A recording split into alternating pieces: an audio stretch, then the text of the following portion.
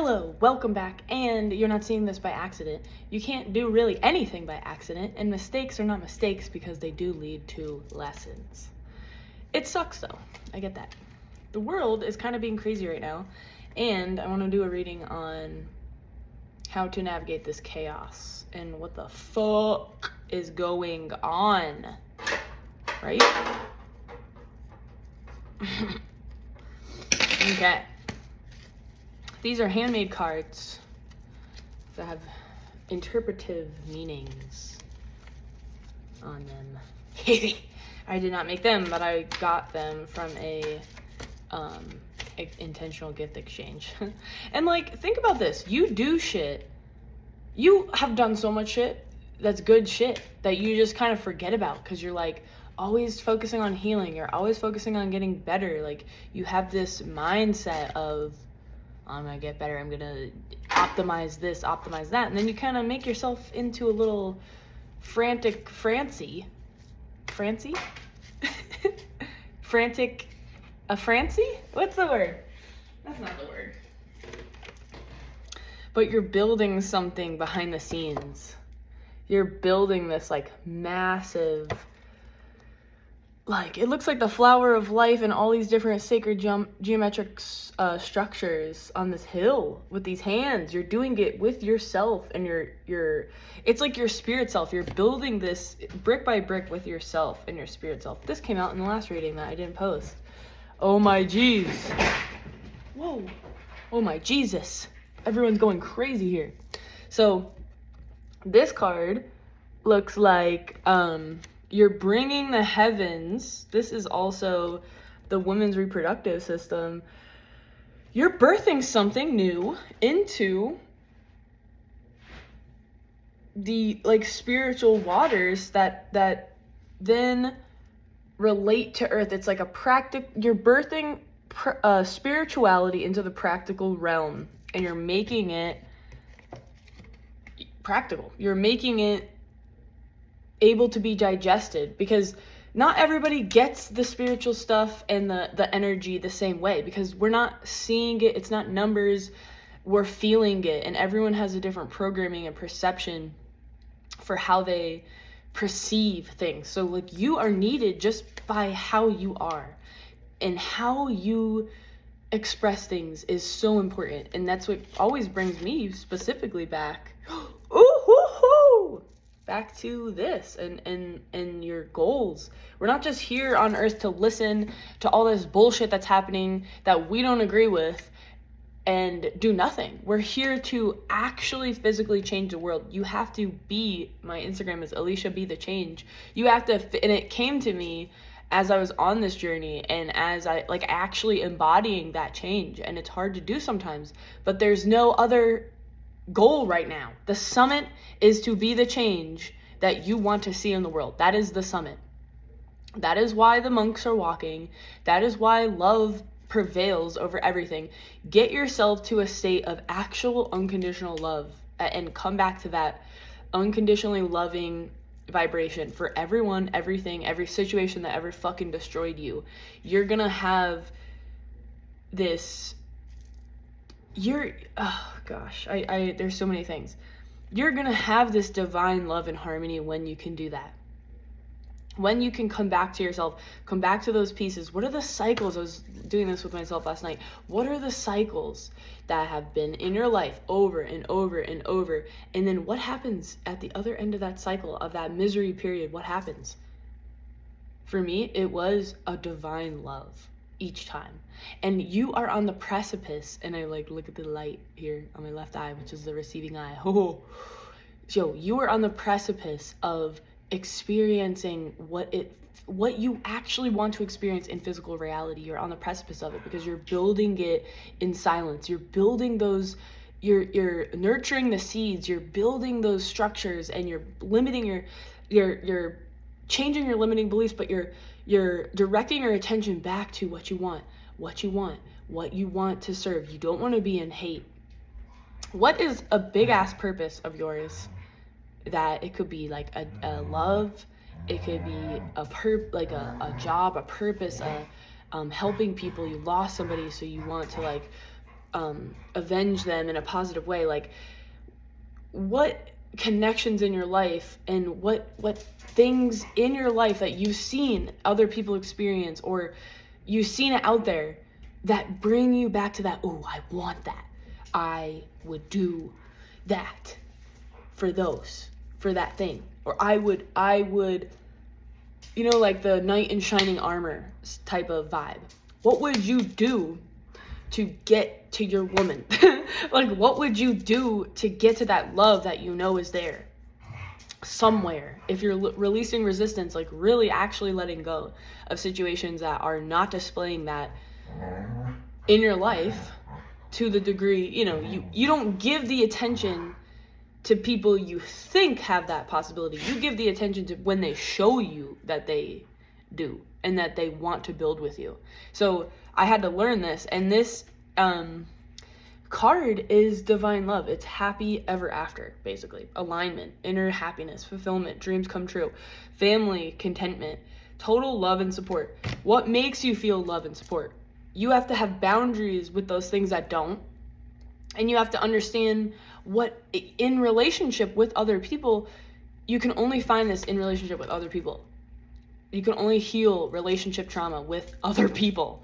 Like, you can't do it alone sitting at you don't know what you don't know yet. You don't know what is affecting other people. You might have an aspect of yourself, this is trippy, that you operate out of.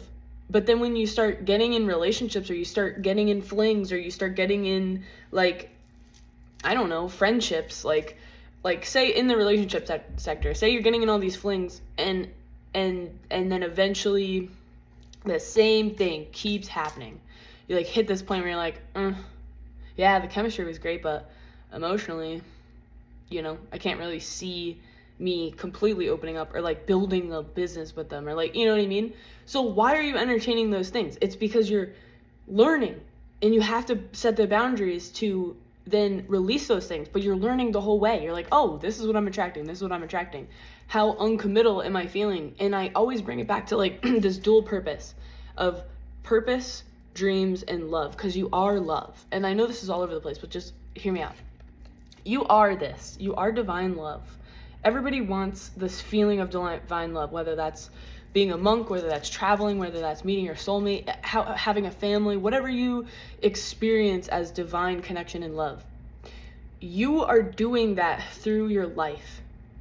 Every situation, anything that doesn't feel like divine love, like, I think they're kind of talking shit about me. I can feel like, oh, we have great chemistry, but like, I could feel other shit there. And then you have to think, is it worth bringing up, or is it worth disconnecting from? How important are these connections to you? So like, you're learning and you're setting those boundaries, not because you don't like people, not because you want them to be hurt when you're not in their life as much. You're doing it because you know what you want. You don't not know what you want. It's like a fake thing. You know what you fucking want. Do you have the balls to like set the boundaries that you need to set to actually make space for what you fucking want? Which is fucking this. No, you're not doing anything that's not that. I'd rather have my own, it's like you like being alone. You like having your space. Like, you have resources and connections and money. Like, you don't need someone to complete you. You don't. Even though we might have thought that, maybe your whole life, because we're conditioned. It can't get any worse than what you've already been through. It literally can't get any worse than what you've already been through, because it brought up shadow work that was deeply rooted within you from your dad, from your mom, from your caregivers. Trauma that happened to you young as fuck. And then another cycle of it when you were maybe half your age now, it happened again. Like, not half your age, but like 10 years ago. There's like a cycle where it's like stuff happens, and then another 10 years happen. Like, say childhood from like 0 to 10, all this stuff happens. Then you recreate it. 10 to 20, you recreate those things. You enforce the trauma because you're enforcing the coping mechanisms that you use to survive. So it's not a bad thing that you have them. It's just after 20, you get into the world and you're like, whoa, didn't even know I can create my own business. Didn't know it didn't have to be struggle. Parents lived in the fucking coal mines and all this bullshit with they're eating cucumber sandwiches. They're not becoming fucking the creators of General Electric.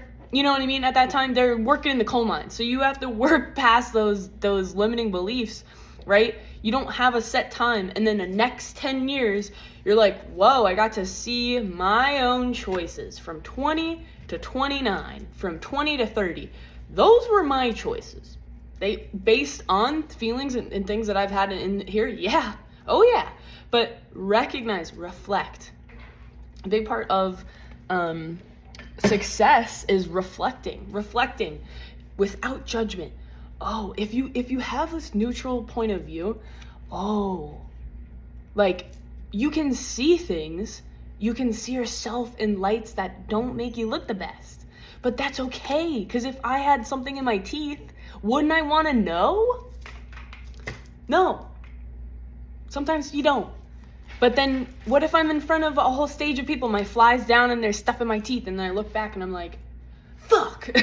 Like, why didn't I look at my reflection before I went on the stage? You know what I mean?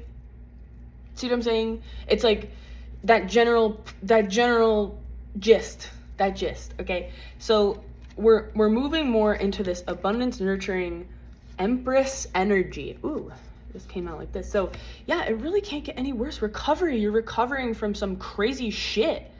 And resisting an inevitable end. When you hold on to hate, there could be parts of yourself and connections that die, that have to die. And it doesn't have to be terrible. I like to romanticize the past. That was a mantra I was going off of last night in the car.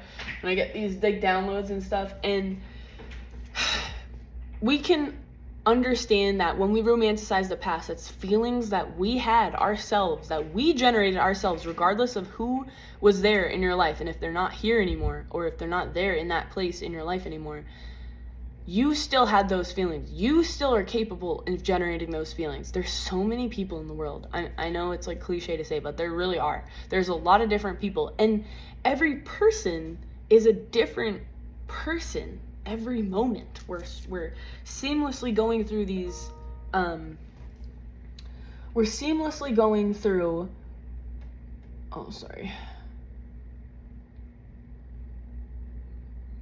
okay, gotta be quick. We're seamlessly going through timelines, and we're different people. Every moment we make different choices. So that is to say, yes, old people that you remember as that person could be a different person in the next moment. But you have to go off of what they show you in reality. You can't go off of a random feeling that not random, but a beautiful feeling that you once felt with them that you're trying to recreate. No, you created those feelings in you based on the situation, based on how you're perceiving the situation. So perceive your situation now how you were doing that in the past to create those good feelings. And that is you sitting in this Empress energy. That is you sitting here. And this just keeps popping out. It's like you're resisting an inevitable end. Regeneration, resisting an inevitable end. Yeah, I mean, we don't want things to end. That's like why we're like afraid of relationships, because we don't want them to end. But we're thinking about the end. What if I never did any of these? Because I'm thinking, I don't know, it's just weird. Like, I'm thinking about the end, or you're romanticizing the past. It's like you're living in the past. You're living, like, yes, you had those beautiful feelings. Yes, there's time. There's healing to be done. It takes work to look at yourself and know that you'll be protected and enable those patterns in the future. But you can be doing that work after a breakup, say. You could be doing that kind of work, or you could be protecting yourself, putting on layers, because you don't have the tools, or you just are completely destroyed to where I'm never letting anything else in again, ever, because of that hurt. Or you can be like, you know what? I'm going to recognize every trigger. I'm going to recognize every red flag. I'm going to research people attachment styles, what to look out for. It doesn't matter if it's intense and beautiful and like all that shit and a spiritual connection. If they're not showing you interest in the way that you feel safe, then that version of them is not the person for you. You don't idealize. And also, you are not the version of you. If you're allowing that in your space, you're not the version of you that you're going to be able to keep yourself in the relationship anyways, even if you've gotten to a relationship. It's crazy. And I'm speaking from literal personal experience, because like, I'm like, oh, I need 2 years, and then you just keep getting, you're learning, because you're like, when things come up that seem like really good, but they're really engaging, and like, you're really, you should never be like so excited and then so shitty hurt. Like, if that's happening, then there's like a lot of stuff to like look at within those connections and within those situations. So for me, it was like people, certain people. It would only be like a few people throughout my life. And then also projects. I would get really obsessed with like, oh, this is gonna go, like, it has to go this way, this is my purpose, I would like attach really intensely to like projects and one course and like these things. And recently I started learning how to actually manifest, how to recognize red flags in people.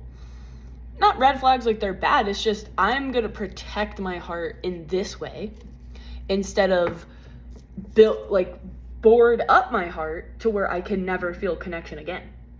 And what I did was, through the pain that fucking sucked and hurt, I went towards people. I went towards platonic connections. I went towards separating out platonic, kind of flirty, but we have boundaries, relationship sectors, like all these things. Like if something, so if someone was flirting with me and I didn't like it, or if one of my friends was flirting with me, I was like, no, told you I don't want that, don't do that. Like, it doesn't have to be that intense, like, we're pretty close, so that was, what I said, but we talked about it many times before that, but they like made a joke and I was just like, no, just so you know, no. And it makes me uncomfortable, so no.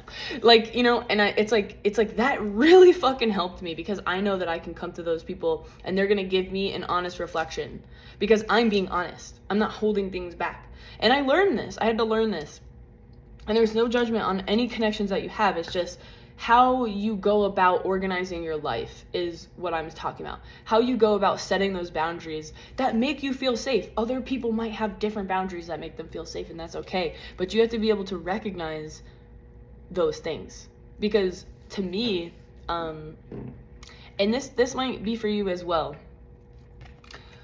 you got a lot of good cards here, that I'm saying, like, if you feel sexual energy, right? And you may not understand that you're doing this, because I didn't for a long time. And one of my ex-partners actually brought it up, like, you're flirting with literally everybody, like, you don't have a barometer for your sexual energy. And I was like, what? Like, I was like, wow, you're being so jealous. But I learned eventually where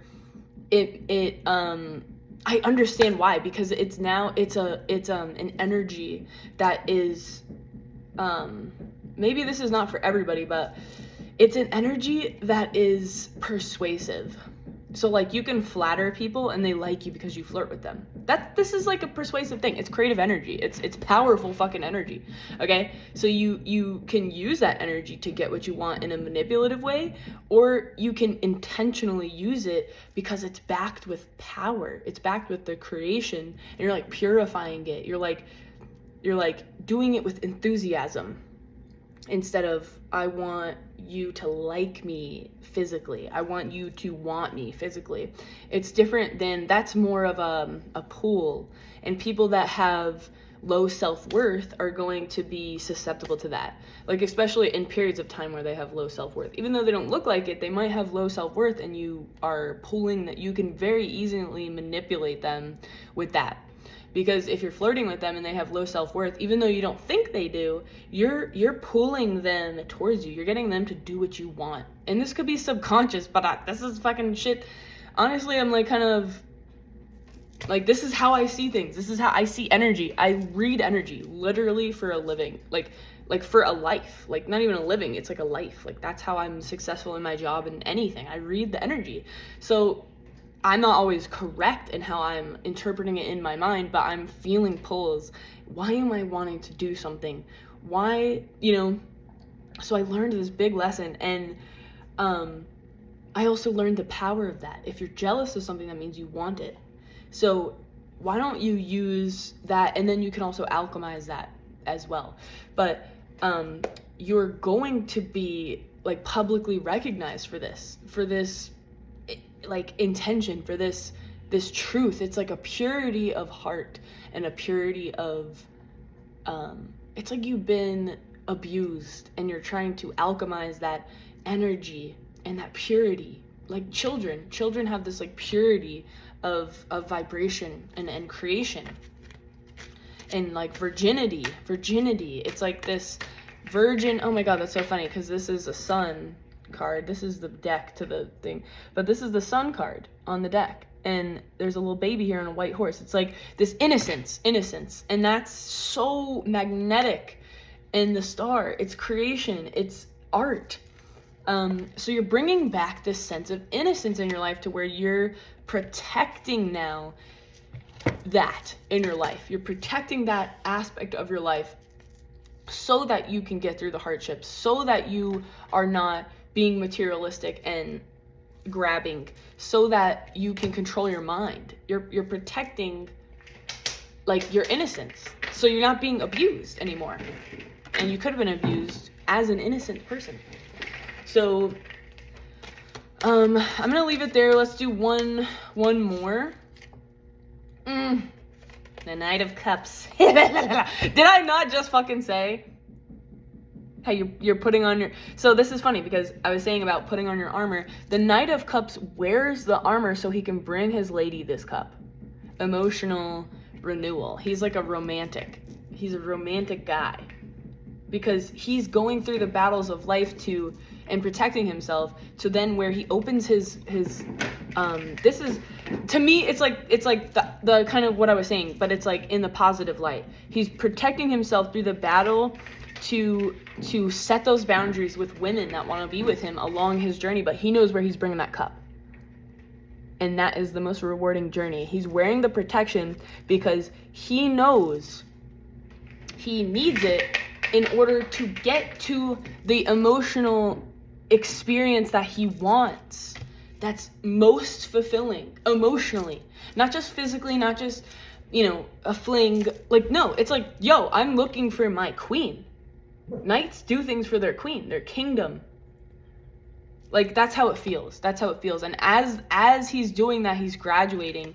But the knight is one of the most romantic gestures in the card. He doesn't know everything. He doesn't think he knows everything either. He just is like, oh, I've seen pieces of what I want, and I know how capable I am. I know it. And actually, it's like, you don't have to do anything. Like, it's contradictory, but you don't have to do anything to receive it, because you are doing that yourself. Lila, come here. It's okay. It's okay.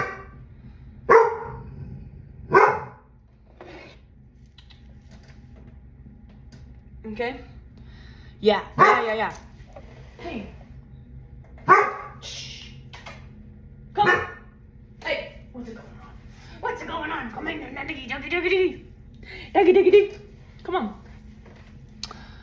Beware of scams. Don't let the people fool you. Just feel the energy.